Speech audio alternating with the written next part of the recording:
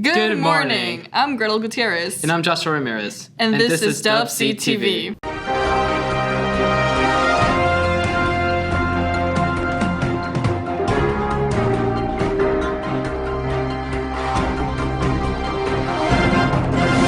Welcome to our first episode for the school year. We're so excited to be here. Today's show will have news, sports recaps, and a lot of other fun segments. There are so many good things happening on campus. Starting off our first show, we're glad to have 3 of our own theater kids who are currently working in a San Antonio produced film. They were interviewed by our own anchor, Josh. Let our stars tell us more.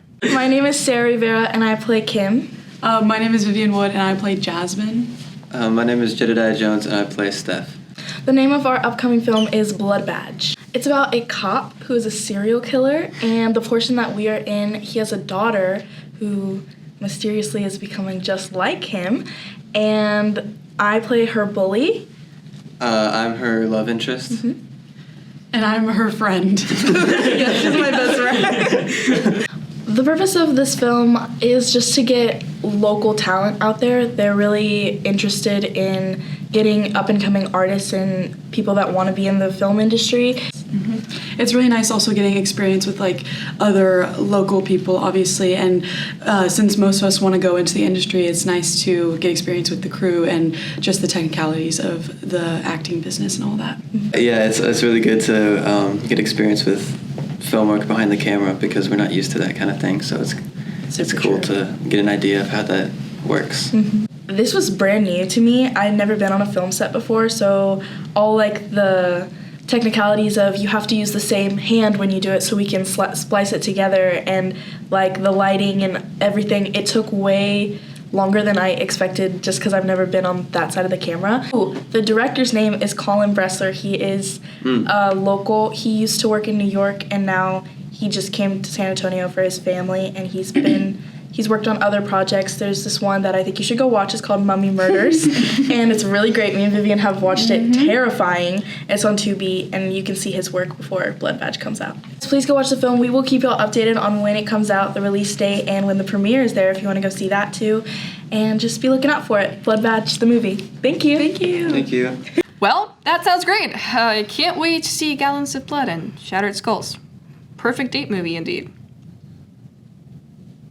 Well, anyways, speaking of movies, here's Jeremiah Brock Ritchie with his new Teenage Talk podcast, reviewing the upcoming movie Sonic 3.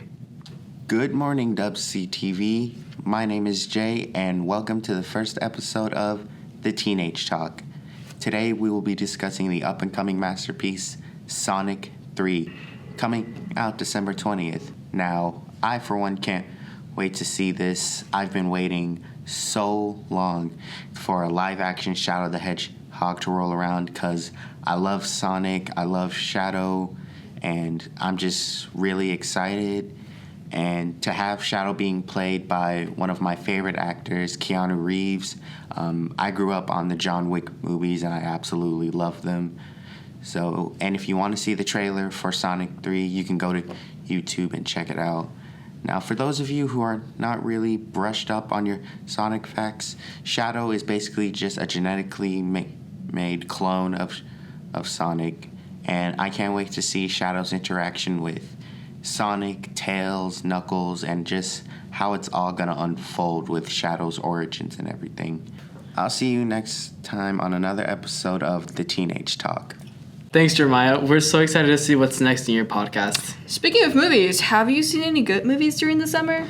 Well, I watched Pixels, but I don't think that's good as the actual video games. Yeah, honestly, it sounds like Jeremy and Graves would agree with you. Tell us more, guys. Hello, I'm Graves. And I'm Jeremy, and we review video games. You know what's crazy? What? Five Nights at Freddy's been released for about 10 years now. It has? That is crazy. But did you know that they released a game to celebrate the 10th anniversary? Oh yeah, celebrate the 10th anniversary of Five Nights at Freddy's. Mega Cat Studios and Scott Cathworth made a new game called Five Nights at Freddy's Into the Pit, which is a great adaptation towards the books. Into the pit stars Oswald, an only child who's fed up with his dad being late to pick him up yet again. This time he decides to hide in a ball pit and gets introduced into Freddy Fazbear's Pizzeria from 1985 and the horrors that lay underneath that friendly atmosphere. It has great gameplay, from satisfying puzzles to great gameplay, but also with the unique twist of the graphics. It's now pixelated instead of 3D. I do have to admit, playing the game for the first time, it was a little less scary than I would have hoped, but that's also just because some art styles don't go well with horror games. It was fun, though. It was a very nice change for the 10th anniversary. Final score, 8.5 out of 10. This is our opinion. Please don't come after us for this. Sounds like fun. I will definitely play sooner or later. Yeah, with Homecoming arriving in a few weeks, let's amp up our fashion with the Homecoming themes. Here is Parliament with more detail. Hi guys, we're Churchill Parliament.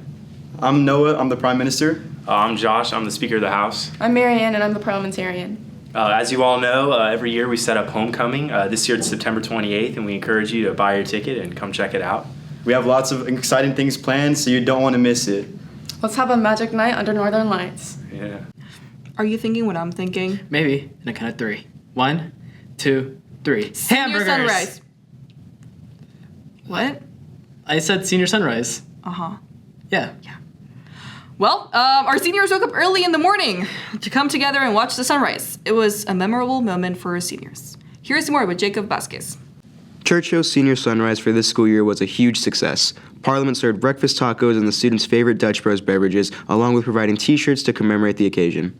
This annual event happens every September on the football field, where seniors get to ease into the realization of their last year of school. Lots of memories are made on this day, though unfortunately some kids didn't get to make it, but that doesn't mean they missed out on the fun.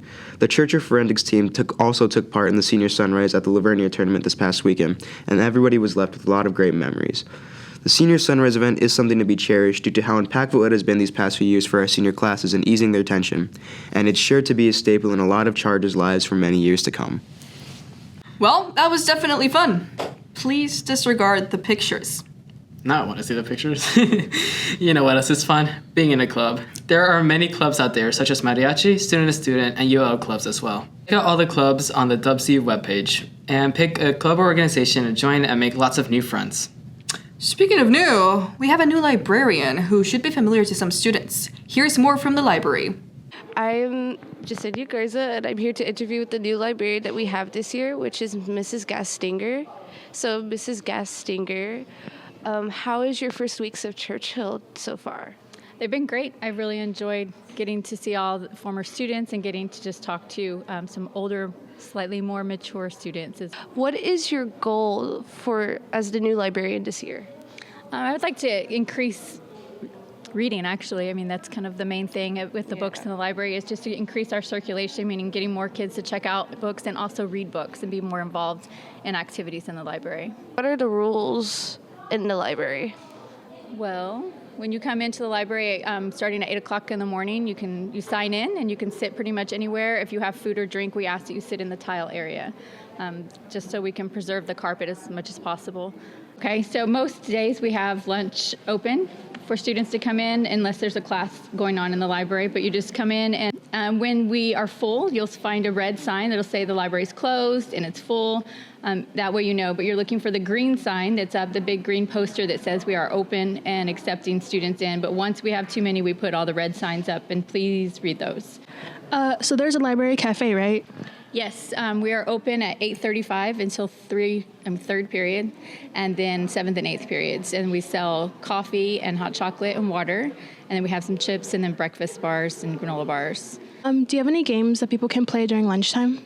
Yes, we do have some board games, card games, and I'm looking to kind of introduce some more of the makerspace items that some of you may have experienced in middle school, like crafts and puzzles and the games. What is your most asked question? Well, students want to know, obviously, our hours, but they want to know how many books they can have checked out. And so you can have 5 books out at a time for up to 3 weeks. Those can be renewed if you need them longer.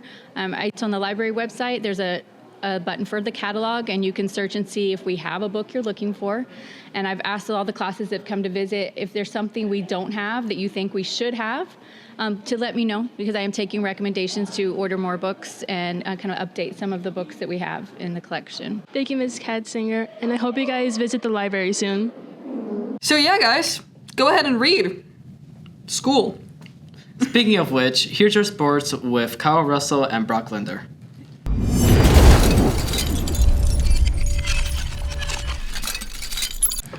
Welcome, sports fans. I'm Kyle. And I'm Brock.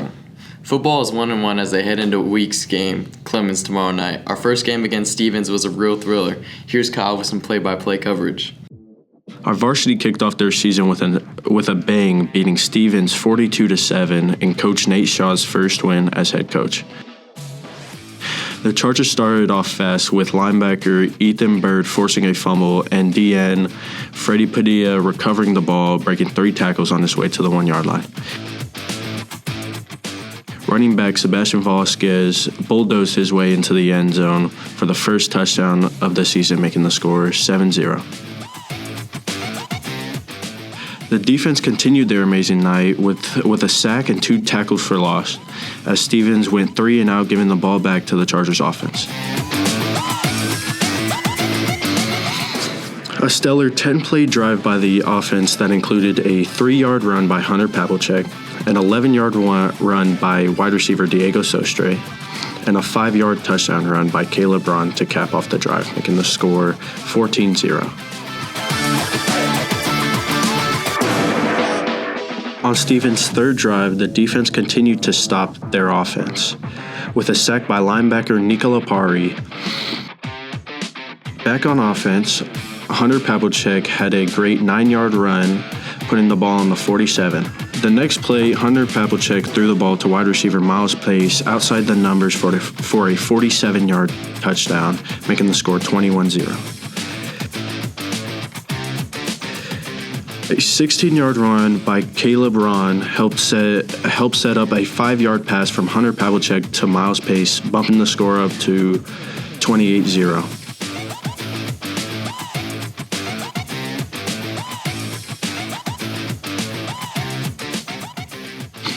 Back on defense, Stevens fumbles the ball at the 1-yard line with Jimmy Curry recovering it. Running back Caleb Braun gets his second touchdown of the game with a long 67-yard touchdown, ending the half 35-0. The Chargers come out the half with another great 13-yard run by Caleb Braun and Diego Sostre scoring the last touchdown of the game with a 7-yard running touchdown. And Diego Sostre scoring the last touchdown of the game, running a 7-yard touchdown. Caleb Braun wins Offensive Player of the Week with 7 carries, 109 yards, and 2 touchdowns. Ethan Bird wins Defensive Player of the Week with 6 total tackles and a forced fumble. In week 2 of football, the Chargers played a tough Alamo Heights team and lost 21-7. And we'll play Clemens tomorrow. Get out there and watch the football team. See our amazing band and spirit groups in action. It is a fun time for all. Varsity tennis swept all boys and girls versus Roosevelt and are off to an amazing year. Please support them at Blossom Tennis Center as they take on Reagan High School tomorrow at 4:30 p.m. Ain't you on the polo team? Sure am. How'd they do? We beat Johnson. We beat Johnson on Saturday, and we'll play Alamo Heights this Saturday. We're 9-2, and the girls are 7-4. Golf has started practice, and their first event is September 30th at the Dominion. Good luck to the varsity cross-country runners as they compete tomorrow at the Varsity Islander Splash Meet.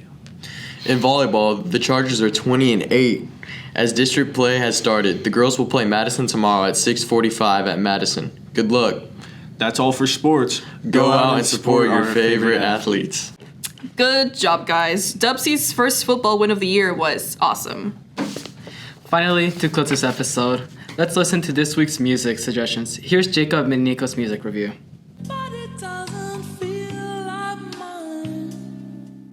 Hey Churchill, my name is Jacob. And I'm Nico.